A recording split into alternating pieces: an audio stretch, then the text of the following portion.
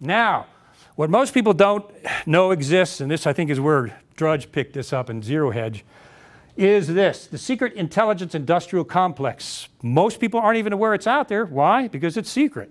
It's the shadow government. I want you to see the massive size of this. It's consisted of the CIA, the NSA, the NGA, and the NRO, which I already talked about. These are the big dog companies. Leidos Holdings, multi-billion-dollar company. CSRA, CACI, these folks were responsible for the torture program, which was only waterboarding, not much more than that. You've got SAIC. SAIC had a contract with NSA. It was the Trailblazer program, which was the domestic surveillance program. Turns out it was an abject failure in its first iteration. And SAIC messed up the contract and they lost $7 billion. The whole thing failed. Do you think SAIC received any discipline from that? No. They're still right in there with the government getting big contracts. They just walked right through it unscathed. That's how the shadow government works. Booz Allen Hamilton has been working for the intelligence community for so long, it goes all the way back. They helped establish the intelligence agency system in Egypt, going way back then. That's how big Booz Allen Hamilton was. This is where Edward Snowden came out of Booz and blew the whistle. I can tell you this. Edward Snowden, by his own admission, had watched the Thomas Drake case. Thomas Drake came out and blew the whistle on the NSA surveillance program. What'd they do?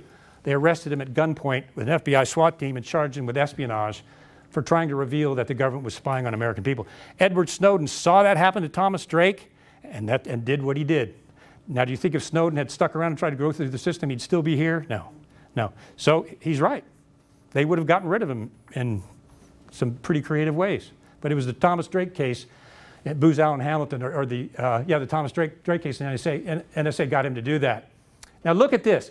$50 billion annually of our tax revenue is spent by the secret intelligence industrial complex. $50 billion. Did anybody know that their tax dollars were going to that? Anybody vote for that? Anybody even know about that? No. That's a lot of money. Well, how about this?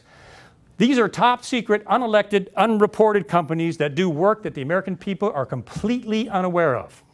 And some of it is pretty nefarious, for lack of a better term. I used to be there. Some of it is flat out unconstitutional. Some of it is illegal. People should be in jail, some of them.